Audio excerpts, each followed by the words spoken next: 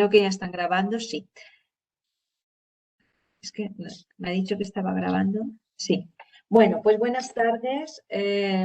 Bienvenidos y bienvenidas a esta sesión del Congreso Entre Textos, a la sesión que se inicia ahora sobre terminología y terminografía. Y bueno, nos ha fallado la primera ponente de la Universidad de Ucrania, así que empezamos con la profesora Isabel Durán Muñoz de la Universidad de Córdoba, que nos va a hablar, como ven en el título, de los verbos de movimiento en el turismo de aventuras. Así que le cedo la palabra y cuando quiera. Thank you very much, Isabel, for this presentation, and I'll start presenting this proposal. It's, as she said, about motion verbs and the specialized meaning in specific domain in adventure tourism. So I'm using this PDF because the presentation, the PowerPoint, was not working properly, so that would be the file I'm using. So this is a table of contents. First, I'll provide an overview of the adventure tourism, just few features that make him different from other kind of tourism. Then we'll dip into motion verbs in adventure tourism and explaining a little bit about this argument structure and how this comparative study was carried out with these big five. These general dictionaries are considered as the most relevant in English. And then I provide some conclusions and references. To start with, the adventure tourism appeared or started to be considered as adventure tourism in the 70s, but now at present we are now finding more innovative ways to attract potential tourists. So that's the idea. At the beginning, it was very professional. It was considered as tourism, but it was made by professionals who were moving from one country to another country, for example, to practice some specific activities. And the risk of these activities were high most of the times. And nowadays, this is, as I said, changing, and now it is considered as an alternative tourism. It can also be named, the different name for this: alternative tourism, ecotourism, nature-related tourism, different kind of it, active tourism. And there are distinct characteristics we can find when talking about this kind of tourism. So it's completely opposite to mass tourism, like sun and beach, and this is why it's called alternative tourism. It takes place in natural environment. It's always in nature. That's something very specific for this kind of tourism, either in mountains or in the air or in water, different in sea or lakes or river. It usually people usually prefer or choose unfamiliar places, and then there's some elements of risk at different grades. So at the beginning, everything was very addressed as professionals, I said, and nowadays many different type of tourists can practice this kind of activities because there are different grades for them. So if you are very well trained, you can practice some climbing, for example, or trekking. But if you are not well prepared, but you want to enjoy nature, you can also go for a hike or practice some other activities. So that's something new for this kind of tourism. And finally, it's a physical challenge because even though the activities are not very high in their risk or they demanding, you need some physical training to practice these kind of things. It's also regarding linguistic features. We also find there are lots of evaluative and positive adjectives. That's something common for tourism discourse. There are lots of comparatives and absolute relatives, imperatives, adverb with ending with highly, with ly, metaphors, neologisms, and then lots of motion verbs. This is something we proved in this publication, Durán and Lom, in 2020. And motion verbs like climb, jump, ascend, descend, rappel, abseil, all these kind of verbs are quite present in this kind of in promotional texts. This is what we're studying. So motion verbs is what we're studying in this study. Motion verb considered as a verb which is describing a displacement of an entity, either a person or a thing, in space. This can be metaphoric or not, but we're just talking about motion verbs generally speaking. We are not distinguishing whether the movement is real or is figurative in this case. Just something moving, the displacement of one thing, either a person or a thing, as I said, in space. So this is what we consider as motion verb. As I said, it was proved in this publication where we found studying or managing this corpus, Advent corpus. It's an adult corpus made up of promotional text about adventure tourism in English. It's only monolingual. 47% of the verbs that were extracted from this corpus were motion verbs. So that's why we're also starting to develop this resource, DicoAdventure, an online dictionary of adventure tourism. That's a link, and it's just the first, that's a display of this resource. There are not so many verbs now. We're still working on this and creating new entries, but it's just we're just working on this. It's still in progress. This is an example of an entry, the verb paddle. Here we find the type of verb, transitive and intransitive, definition, argument structure, different realization of the argument structures, context, annotated context, summary of the different annotations we find, and then there are some other information here. Related meaning, types of, collocations, hyphonyms of, different factors, speech and derivative. And there's something interesting that is not commonly found in this kind of resources. Is just the picture. So we're just focusing on this, on the argument structure. And for paddle, we find that the argument structure is paddle, that's a unit we are describing, tourist, paddle, that's where the verb goes, a vehicle with an engine of path from source to destination using an instrument in place. That could be the core element of this verb, semantically speaking. This is just from a lexicosemantic approach.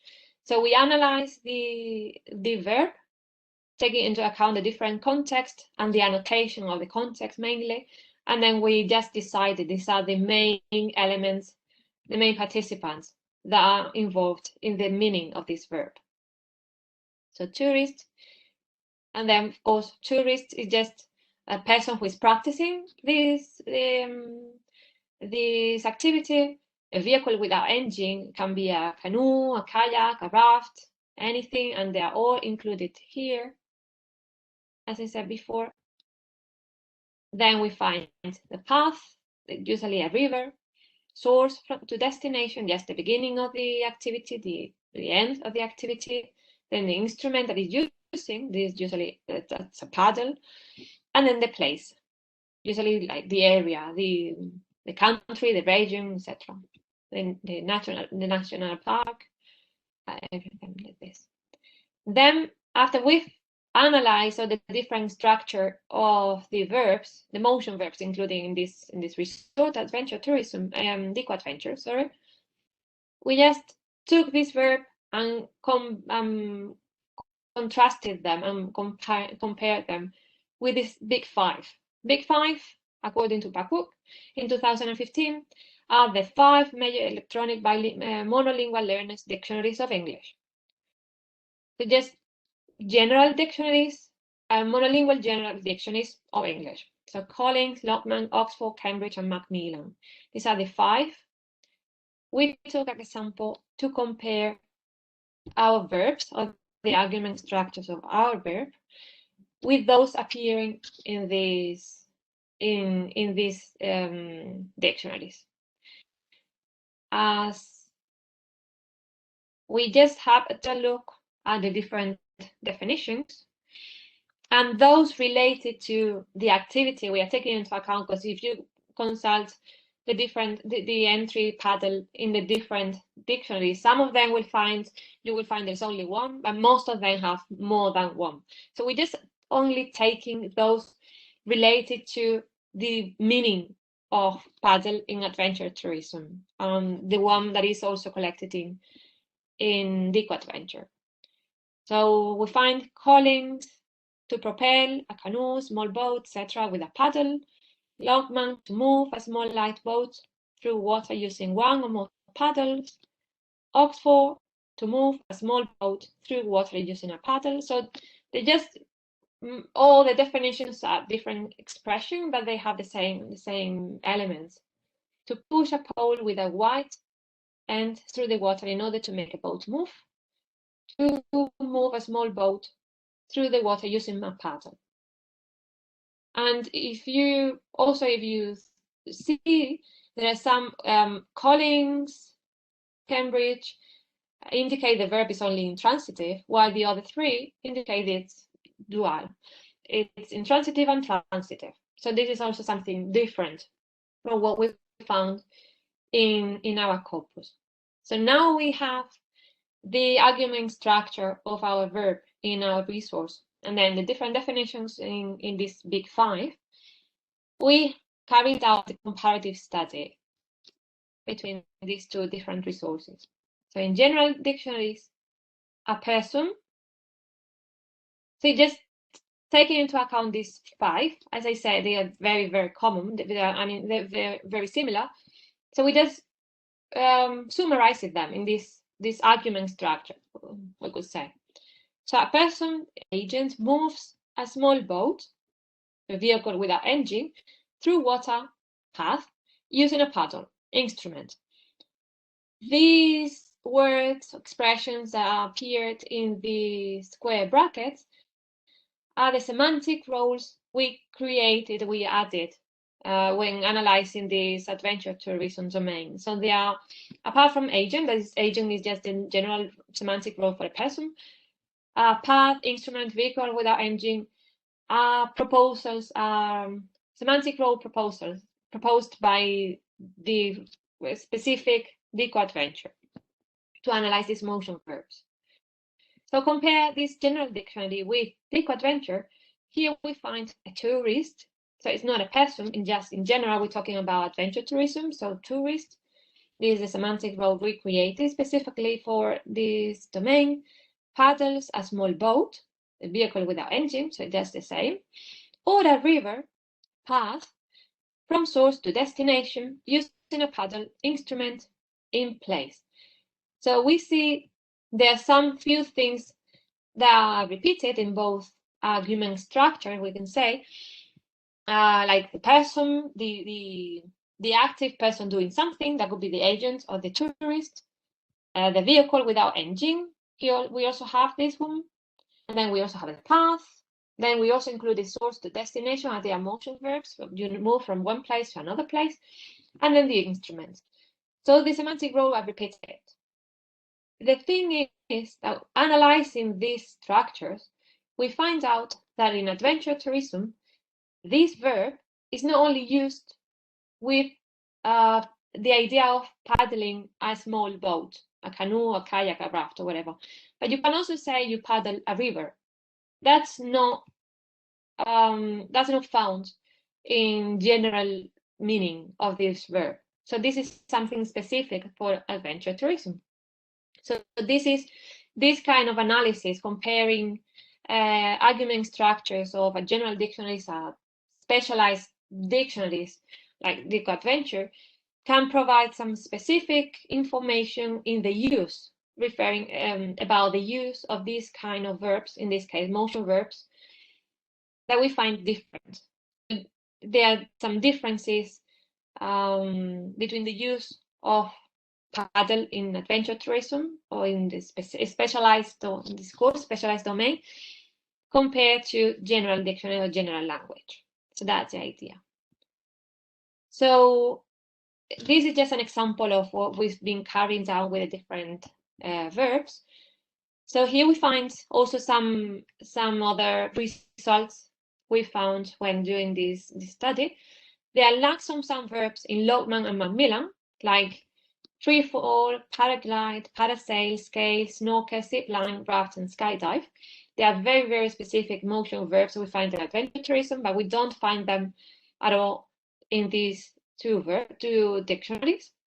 But then we do find them in Collins, Cambridge, and Oxford. So Collins, Cambridge, and Oxford provides a coverage, a greater coverage of specialized meaning than Lockman and Macmillan. Then we can also say that most of the meanings are the same. So we find ascent, descent, upsail, rappel, they're just the same meaning. In specialized resource, Dico Adventure, and these general dictionaries analyzed. But we also find some different meanings. So for example, zip or zip line.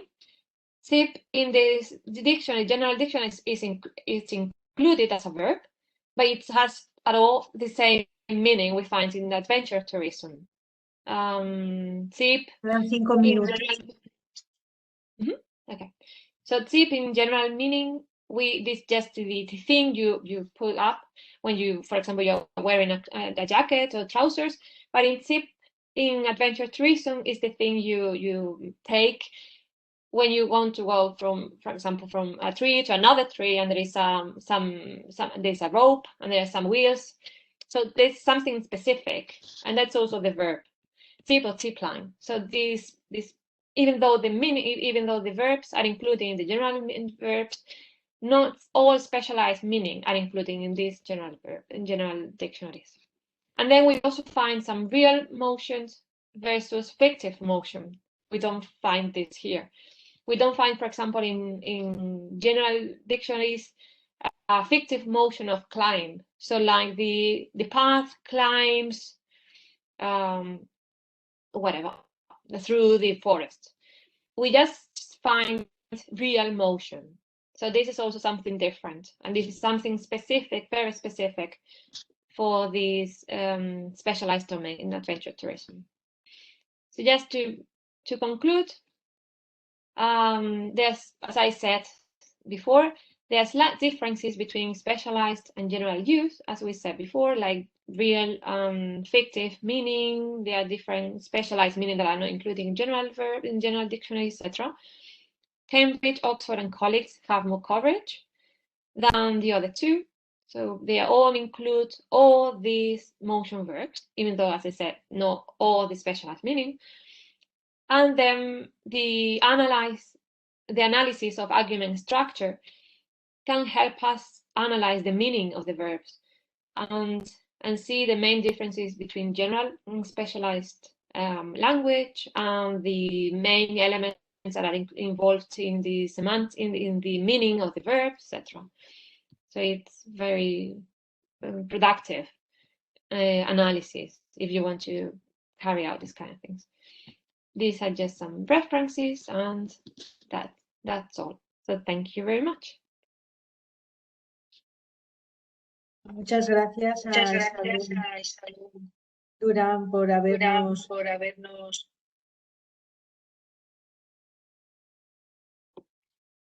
Ahora parece. No sé, ahora se oye como mejor, parece. Bueno, pues muchas gracias a la profesora Isabel Durán por su presentación, que es muy interesante, porque todo lo que tiene que ver con el lenguaje del turismo, pues hoy en día llama mucho la atención, y sobre todo cierto tipo de turismo como este turismo de aventuras. No sé si alguien de los asistentes quiere hacer alguna pregunta. No hay preguntas en el chat.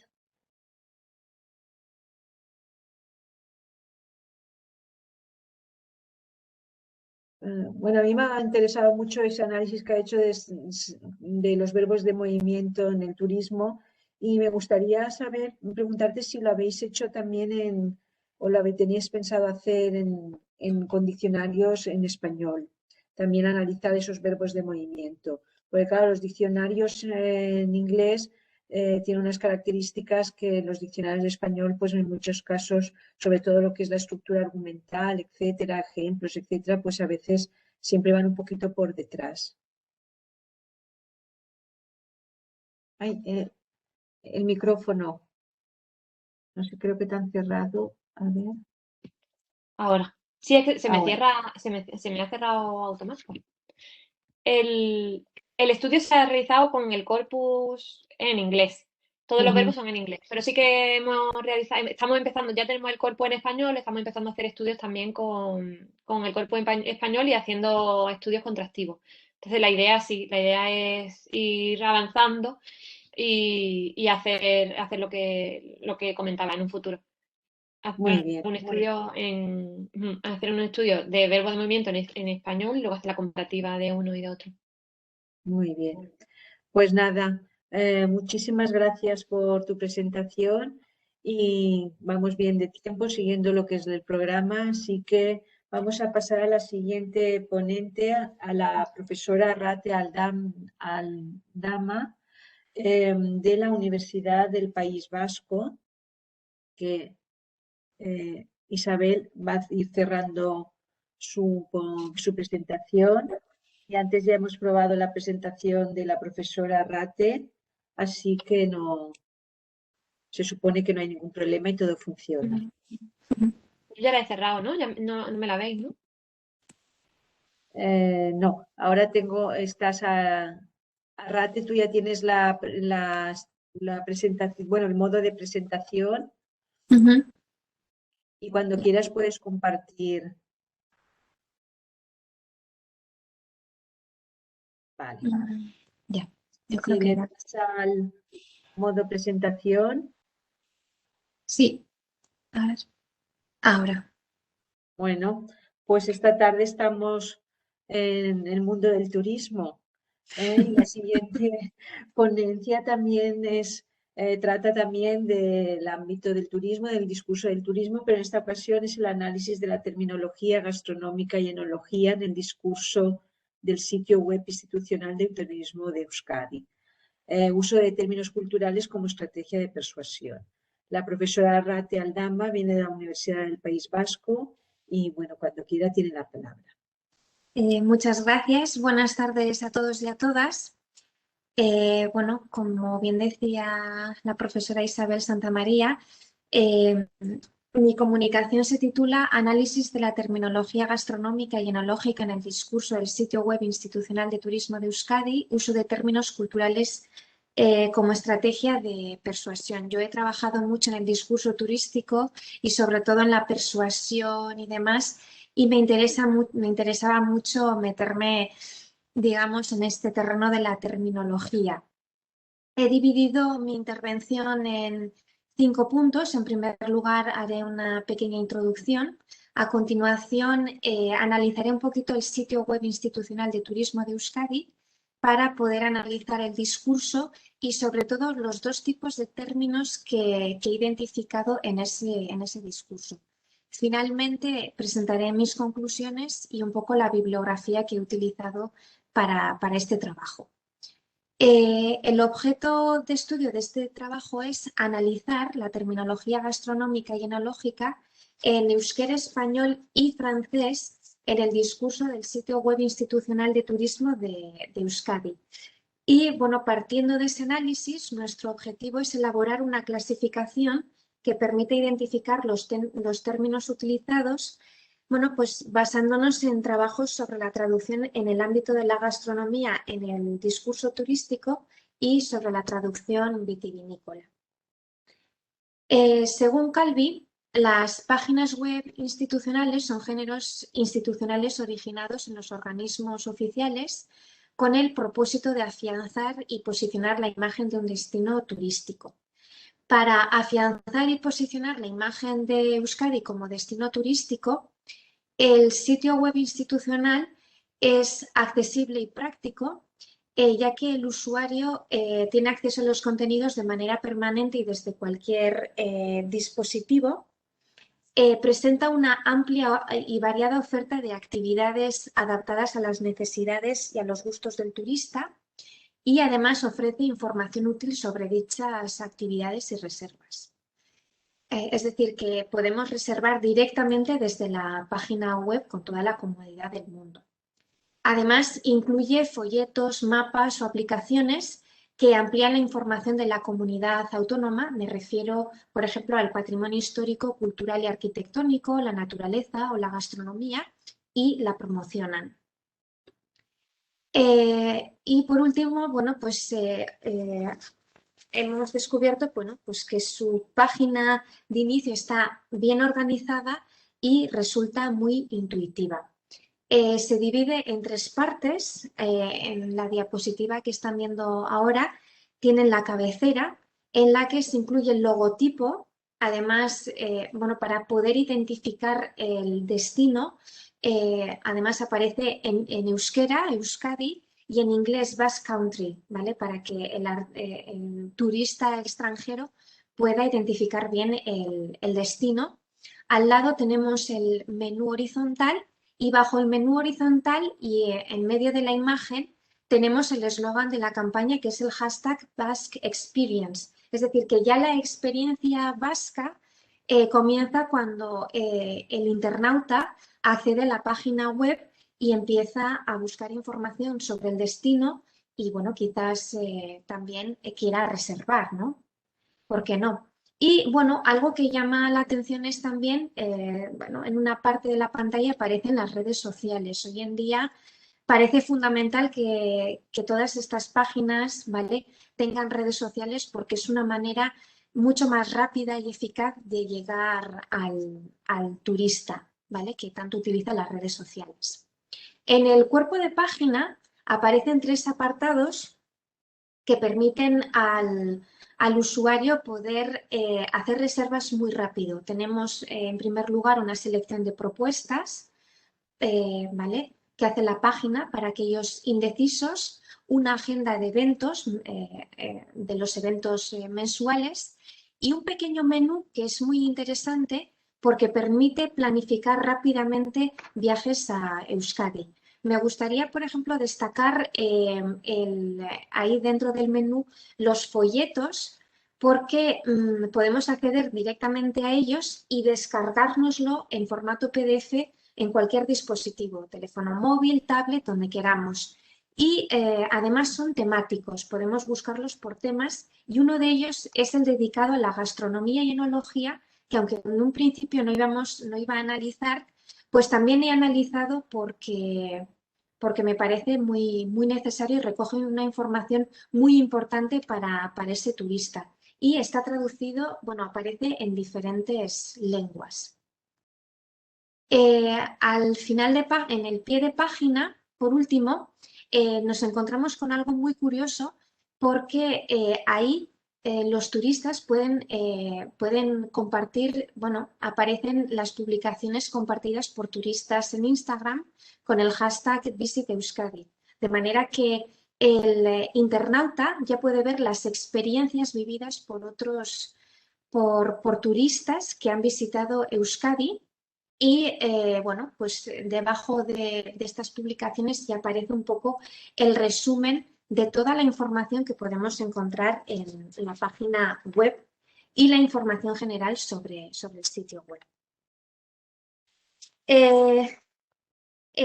No sé si han podido apreciar al principio, pero en el menú principal de la página de inicio, pues aparece al inicio, existe un apartado dedicado a la gastronomía y a la enología vascas, que han llamado enogastronomía, como el folleto del que les hablaba anteriormente, y se divide a su vez en varios subapartados. Ahí podemos encontrar los lugares a los que podemos ir a comer, nuestros platos y productos, es decir, podemos incluso cocinar en casa recetas de platos de la gastronomía vasca.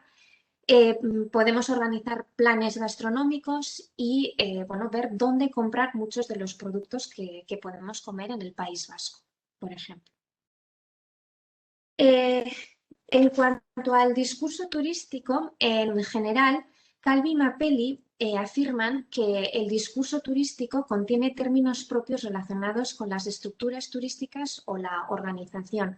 Sobre todo, estas autoras hablan, por ejemplo, de anglicismos como overbooking o charter, términos derivados y formaciones sintagmáticas como ecoturismo o desayuno buffet. Términos culturales, en este caso los ejemplos que ponen están relacionados con el turismo rural, posada, pazo, Términos del lenguaje común cuya función es ponderativa, porque el discurso turístico siempre utiliza términos que revalorizan el destino vacacional, y un ejemplo claro es, por ejemplo, playas paradisíacas. Y por último tenemos términos de sectores relacionados con el turismo, como es en nuestro caso la gastronomía y la enología. En el ámbito de la gastronomía y de la enología se emplean términos que permiten crear una imagen del destino, eso es lo que dice Vane, pero también términos que reflejan el tipo de relación que existe entre diferentes lenguas. Por ejemplo, Urrutia Cabero presenta una clasificación de términos del francés y español. Entonces, ella ahí identifica términos que reflejan una realidad diferente. Es el caso, por ejemplo, de los regionalismos, es decir, en España utilizamos, bueno, son muy típicos la caldereta y el gazpacho, pero eso en otras lenguas no existe, esos términos no existen, entonces los consideran regionalismos. También identifica figuras estilísticas, entre las que destaco, por ejemplo, la metáfora. En español decimos centollo o centolla, pero en francés se dice araignée de mer. Araignée es araña, ¿no? Pero no son las arañas de tierra, es la araña de mar. Entonces ahí está la metáfora. Luego también identifica la polisemia y la homonimia. En el caso, por ejemplo, de la polisemia, he puesto como ejemplo un ejemplo que dice que ella utiliza, que es bodega, que en español lo podemos utilizar como bodega de vino, la bodega de los aviones o los barcos, o también el depósito o el almacén en puertos. También, bueno, para ir acabando con la clasificación, también habla de la paronimia intralingüística e interlingüística. Yo me detengo en la interlingüística porque ahí pues pone un ejemplo de falsos amigos. Es el caso de bombón o bombón en español, que no es exactamente lo mismo. El bombón francés es un caramelo, pero el bombón español es un bombón de chocolate. Vale, entonces ahí pues ahí tenemos. Analizando el discurso del apartado y del folleto de enogastronomía del sitio web institucional de turismo de Euskadi, pues encontramos que existen dos tipos de términos relativos a la gastronomía y la enología. Por un lado tenemos términos con referentes culturales en euskera, en español y en francés, y por otro lado tenemos términos que solo tienen referentes culturales en las lenguas origen. En este caso he puesto como lenguas origen el español y el euskera porque son las dos lenguas oficiales del País Vasco, ¿vale? Entonces las he tomado como las lenguas origen, que también se denominan regionalismos. Entonces hablaré de regionalismos respecto al euskera y al español que se hablan en el País Vasco. En cuanto a los términos con referentes culturales en euskera, español y francés, hemos identificado términos, bueno, palabras o, ¿vale?, los nombres de ciertos establecimientos, materias primas, platos y postres, y la enología, términos relacionados con la enología. Me quiero detener sobre todo en el cuadro central, en donde aparecen las materias primas, porque, bueno, como no sé si ustedes han visitado el País Vasco, pero aquí pues tenemos muchísima materia prima. Tenemos los caseríos, que es los que, bueno, pues nos ofrecen huevos, quesos, todo producto que salen de las huertas, ¿no? Pues lechugas, tomates.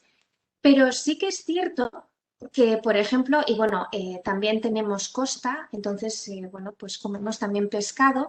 Y hay un ejemplo muy curioso en la parte central en la que hablan de los pescados que pescan nuestros pescadores, o arrantzales, que también se refieren así, que esa es la palabra en euskera. Y es que, claro, el euskera y el español son dos lenguas en contacto en nuestra comunidad autónoma, y en muchas ocasiones tenemos interferencia entre las dos lenguas. Entonces, sobre todo en el caso de la gastronomía y en este discurso que he analizado, he descubierto pues que sobre todo se produce del euskera al español, se produce muchísimo, ¿vale? Entonces no es raro encontrarnos con palabras como chaucha, que no es más que una jibia, y chipirón, del euskera chipiroy adaptado al castellano, que no es más que un calamar, ¿vale? Pero en el País Vasco son palabras muy arraigadas incluso para el público monolingüe en español del País Vasco, quiero decir, los hablantes que solamente hablan en castellano, para ellos es muy fácil, incluso no se utiliza calamar, sino chipirón, eso es muy típico. Pero sí 5 que llama minutos, mucho, Arrate. sí, llama mucho la atención que en ese trasvase, en esa interferencia, ¿vale? También se ha adoptado la grafía del euskera. Y eso se traslada también al francés. Incluso la palabra bacalao aparece escrita como en español, que es una cosa muy curiosa. Pasando a los términos que solo tienen referentes culturales en las lenguas origen, que en este caso identificamos como lenguas origen el euskera y el español, bueno, también tenemos unos establecimientos, platos y postres y también términos relacionados con la enología. Yo me quiero centrar en los platos y postres porque nuestra gastronomía, la vasca, es muy rica, ¿vale? Y tiene muchísimos platos que se dicen tal cual así en euskera y en español por lo que les decía, la interferencia entre bueno, pues el contacto que existe entre las lenguas. Aquí, cuando hablamos en español, porrusalda, talo o marmitaco son tres platos que si las tradujéramos, ¿vale? En el caso de porrusalda, caldo de puerros, pues nadie lo identificaría como un plato de nuestra gastronomía. O la palabra talo, o sea, si dijéramos torta como talo, no. Es una torta de maíz fina y redonda, pero si decimos torta es cualquier torta. El talo es lo que se utiliza, bueno, pues se rellena de morcilla, de chorizo, de panceta, eso es un plato típico, o el marmitaco, que es un cocido de bonito. Y lo que sucede es que en francés también, bueno, también se utilizan esas mismas palabras. Sí que es cierto que luego entre paréntesis se pone, de alguna manera se define el plato en francés para que el público francófono lo entienda. Pero en principio se mantiene incluso la misma grafía que en el euskera. Y bueno, en la enología también, por destacar un poquito, tenemos un vino muy típico que solamente se produce en el País Vasco, que es el chacolí, de la palabra del euskera chacoliña, ¿vale? Que se escribe con N. Y en el francés, bueno, aparte de chacolí, bueno, han puesto entre paréntesis vin blanc, utilizan vin blanc para que el público francófono entienda qué es la palabra, ¿vale? Por último, vemos que analizando los términos, que el sitio web recurre frecuentemente a regionalismos para favorecer los aspectos locales y culturales del destino y presentar sus atractivos, es decir, las materias primas, platos típicos o lugares de restauración. La terminología gastronómica y enológica resulta además una estrategia para promocionar el País Vasco y consolidarlo como destino turístico y explotar las cualidades de esta región como son la tradición, la autenticidad y los sabores autóctonos y persuadir al internauta de que la visite.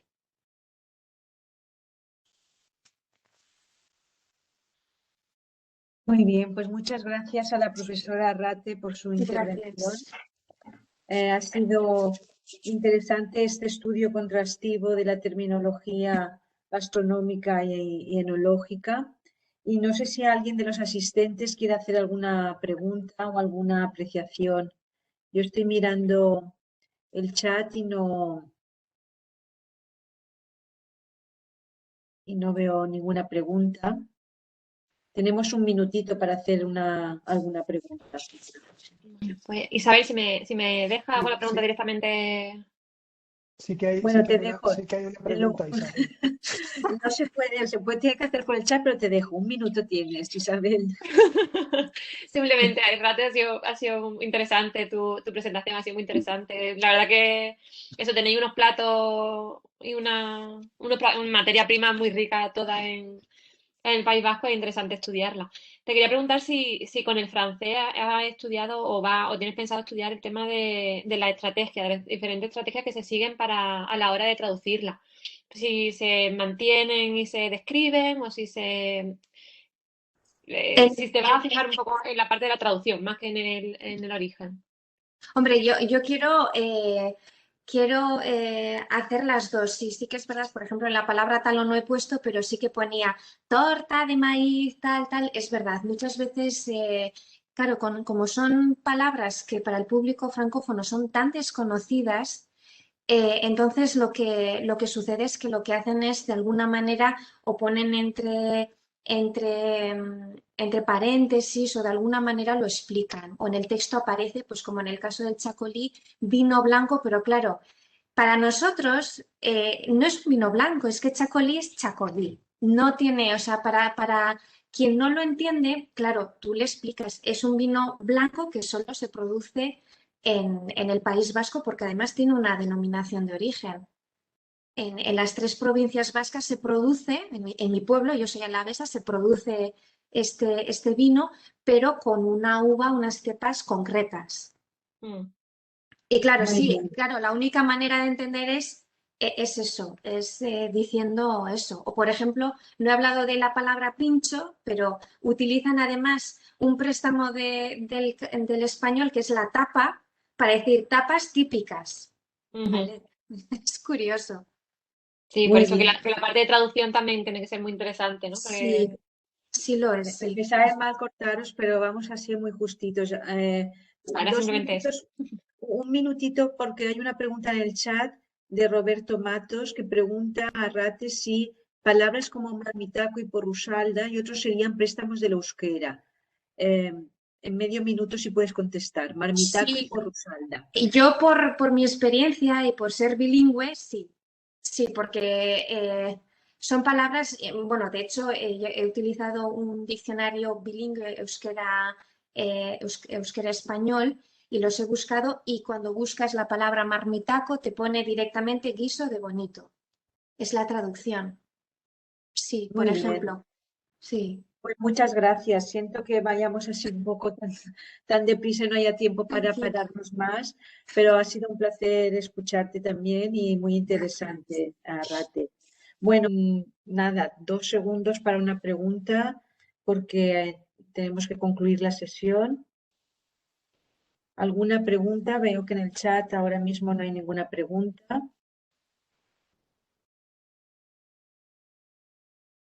Bueno, pues como vas así tan rápido de sesión en sesión, muchísimas gracias al profesor Juan Rojas García por su aportación. Y ya bueno, ya hemos aprendido lo que son los protamónimos, una palabra interesante. Y nos vemos en 5 o 10 minutos para continuar la sesión. Muchas gracias a todos los asistentes. Muy bien.